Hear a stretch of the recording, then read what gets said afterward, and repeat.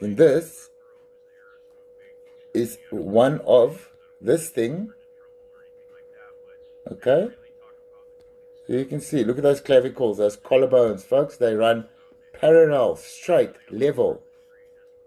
No effort is being made here to lift up the shoulder or to grow long hair to cover the other one. No effort is being made here to show, hey, look, I'm a female. I don't have a male skeletal frame. This is not a mindset. This isn't like, oh, I don't feel comfortable in this, blah, blah, blah. This is a demon that was born into that. Then they go through all of this from birth. The same thing they're doing to this child that's supposed to have come from it. From birth, it knows what it is. It's not a human, folks. You please need to understand this.